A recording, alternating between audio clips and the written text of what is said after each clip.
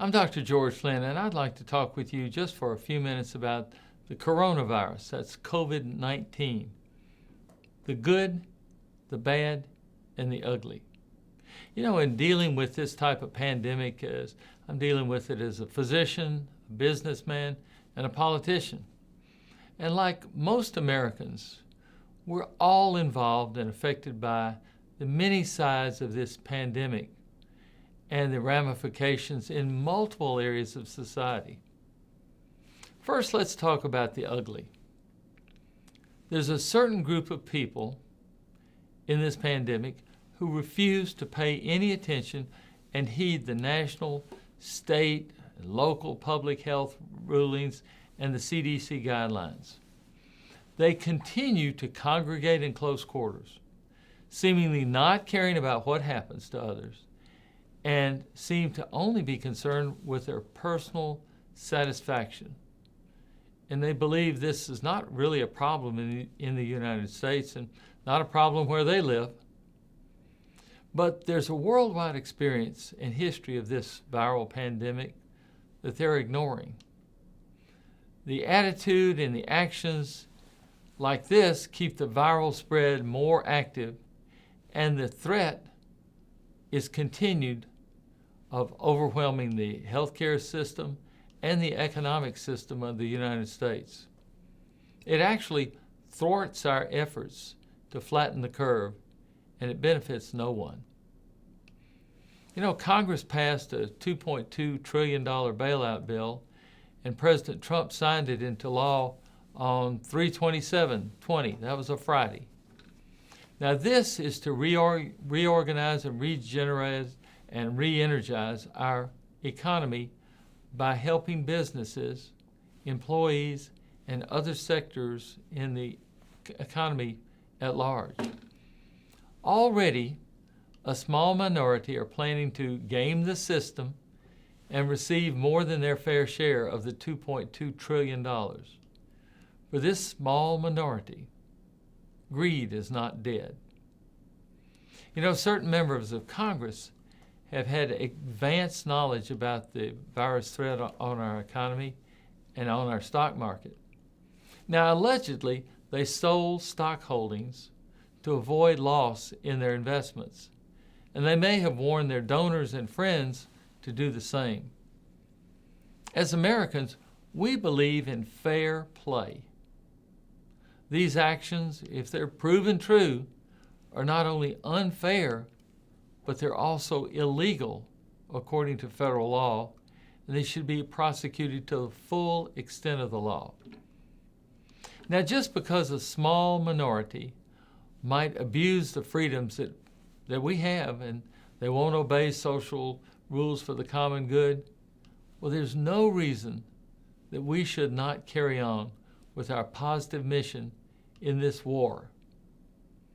Just because a very few elected officials allegedly might have used insider information and insider knowledge for their own personal gain does not mean we should not, as a nation, pull together to win this war on this coronavirus. Why? Because we are Americans. Now, the bad. The COVID-19 virus has some very bad characteristics, and it can be spread person to person, but it can be spread before the person has symptoms, about 2.5 days.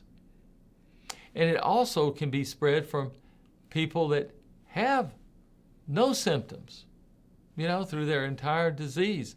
They may not have any symptoms, but they can spread it. They won't have a fever, they won't have a cough, they won't have anything, but they can still spread the disease. Now, we in our healthcare system are fighting the acute illness, fighting it with everything we got. We're also searching for a cure and for future immunization and prevention measures such as vaccines. Now, I know we've all taken a crash course in viral epidemiology, and we've learned about hand washing, face touching, social distancing, and personal protective equipment, that's PPEs, such as masks, gloves, face shields, disposable covering materials, disposable shoe covering. We've heard it all. We have found that our national emergency stockpile of ventilators and those PPE, the personal protective equipment, has been depleted in the past. And it's not been refilled. So it wasn't full when we started, and now it's dangerously, dangerously low. But as in the past, with the determination to win, America is ramping up to fulfill the supply and the needs of hospitals and the needs of patients admitted to those hospitals. Those people are in need of life-saving treatments. Testing kits, they're becoming more available and on a widespread basis, and testing data is being, we're finding it. It's being compiled in a record-breaking fashion. We found that we need testing data, and you might say, well, why would you need testing data? Testing data will group people into 4 different groups. First group, people who have the disease, who have coronavirus. They have the active disease, they're sick. So we've determined that it's not the flu, it's the coronavirus, and they need to be quarantined or isolated and treated. Now, we can also, with the serology tests, checking for the gamma globulins, the IgG and the IgM, and we can check for people who have had the disease already. And their immunity is up, so they've had the disease and they are now healed, but they've had it in the past. We can also detect those who are at risk of contracting the disease. They've never had it, and so if they come in contact with it, they're likely to get it. And those, who are asymptomatic, they've got the virus, they feel fine, but they can still spread the disease. They have no symptoms. This way, we can know who can go back to more normal life and who can go back to work. We can also know who should be quarantined. And we should know about the people who should practice strict precautions to avoid the viral disease. We can then make a policy decision about our health care and our economy based on science and facts. We're weighing this, get the economy going versus, isolate people. So it's a balance, but we need the science and the facts to be able to do this and make these decisions.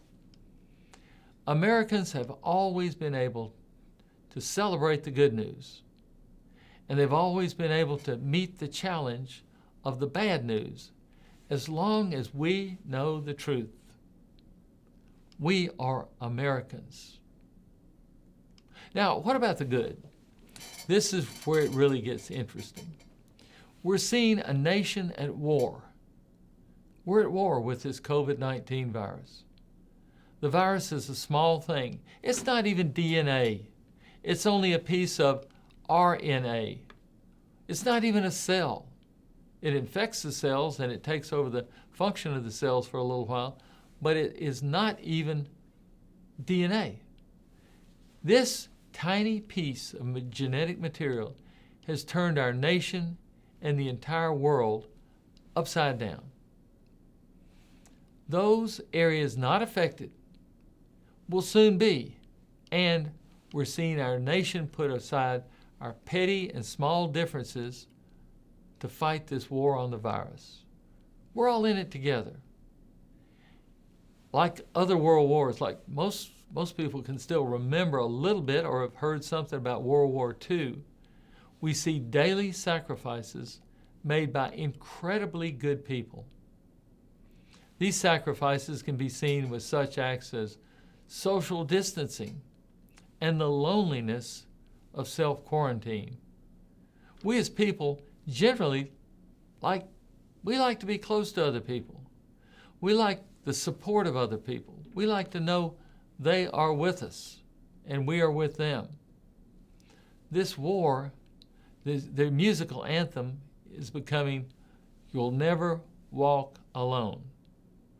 And if you haven't heard that song, listen to it and listen to the words in it.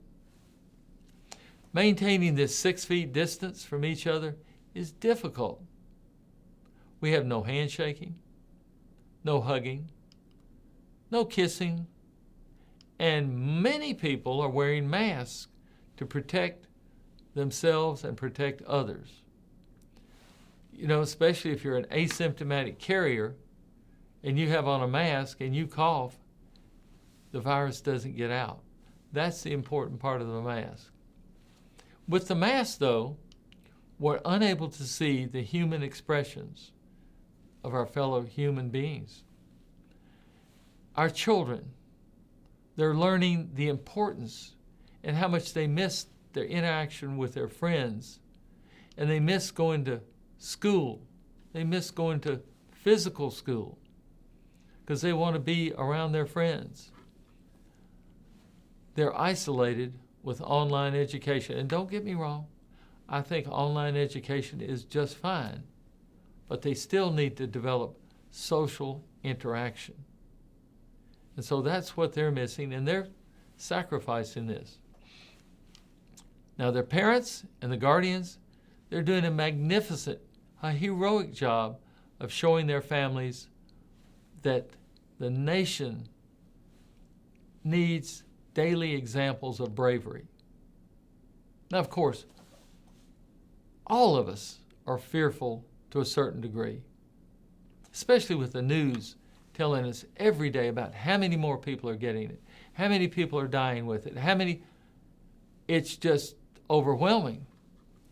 And it's very difficult to carry on in spite of fear. But that's where real bravery comes in. Feeling the fear and taking the healthy action, taking the right action, still being afraid. That is true bravery.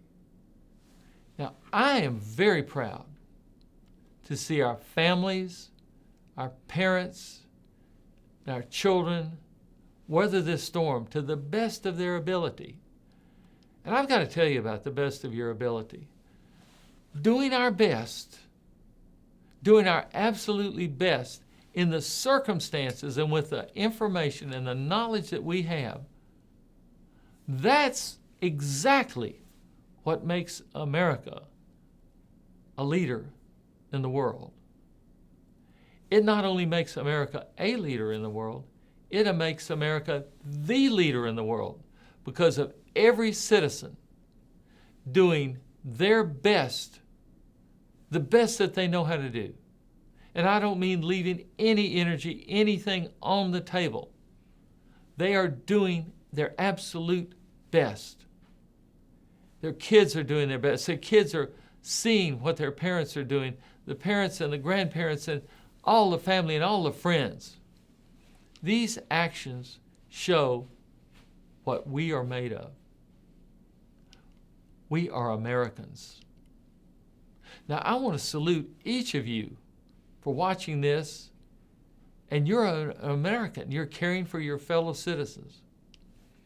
I may not be able to personally thank you at present because of social distancing, but I look forward to the time when this social distancing is once again unnecessary and we're able to shake hands. And I want to give you my heartfelt thanks for your effort and your bravery. We're at war together, and I'm overwhelmed with pride in you and the United States of America. Why? Because we are Americans.